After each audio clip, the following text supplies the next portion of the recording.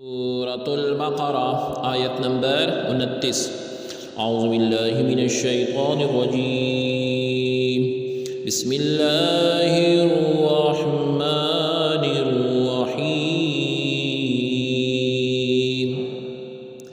هو الذی خلق لکم ما فی الارض جمیعا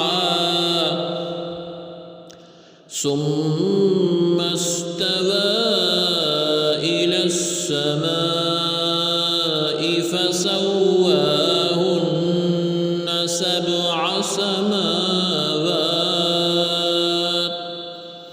وهو بكل شيء عليم۔ لفظی ترجمہ ہے ہوا وہی الذی جس نے خلقہ پیدا کیا، لا واسطے کم تمہارے، ما جو فی میں، الارضی زمین، جمیعاً تمام، ثم پھر، استوا قصد فرمایا، الی طرف، السمائی آسمان کے، فا پس، سوا ٹھیک بنایا، ہنہ ان کو، سبع سات، سماوات آسمان، واہ اور ہوا وہ، بی کو، کلی ہر، شیئن شے، علیم جاننے والا ہے۔ بامحاورہ ترجمہ ہے وہی ہے جس نے سب کچھ جو زمین میں ہے تمہارے لیے پیدا کیا، پھر وہ کائنات کے بالائی حصوں کی طرف متوجہ ہوا تو اس نے انہیں درست کر کے ان کے 7 آسمانی طبقے بنا دیے، اور وہ ہر چیز کا جاننے والا ہے۔ آیت کی تفسیر میں فرمایا گیا هو الذی خلق لکم، وہی ذات ہے جس نے تمہارے لیے بنایا۔ اس آیت میں تمام انسانوں کو ارشاد فرمایا گیا کہ زمین میں جو کچھ دریا، پہاڑ، کانے، کھیتی، سمندر وغیرہ ہیں، سب کچھ اللہ رب العزت نے تمہارے دینی اور دنیاوی فائدے کے لیے بنایا ہے۔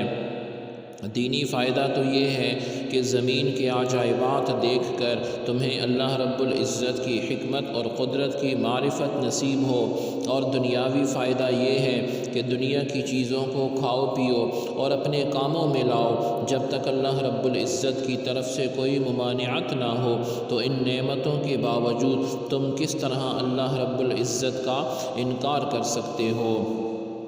اس میں ایک اہم قاعدہ ہے کہ اس آیت سے معلوم ہوا کہ جس چیز سے اللہ رب العزت نے منع نہیں فرمایا وہ ہمارے لیے مباح ہے، جائز ہے اور حلال ہے۔ آگے ارشاد فرمایا گیا وَهُوَ بِكُلِّ شَيْءٍ عَلِيمٌ، اور وہ ہر چیز کا، ہر شے کا خوب علم رکھتا ہے۔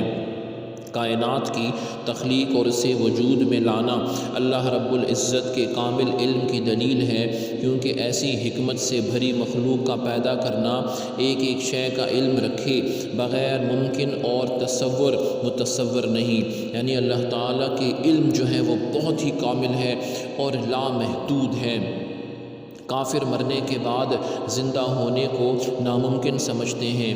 ان آیتوں میں کافروں کے اس عقیدے کے غلط اور باطل ہونے پر ایک عظیم دلیل قائم کی گئی ہے کہ جب اللہ رب العزت قدرت بھی رکھتا ہے، علم بھی رکھتا ہے اور جسم اور حیات کی صلاحیت بھی رکھتا ہے، تو موت کے بعد دوبارہ زندہ کرنا کیسے ناممکن ہو سکتا ہے؟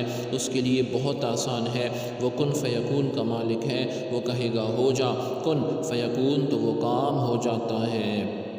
اللہ رب العزت ہم سب پہ اپنی برکتیں اور رحمتیں نازل فرمائے۔ سبحانک اللہم و بحمدک، اشہد ان لا الہ الا انت، استغفرک و اتوب الیک، وصلی اللہ تعالی علی خیر خلقہ محمد وعلی آلہ و اصحابہ اجمعین برحمتک یا ارحم الراحمین۔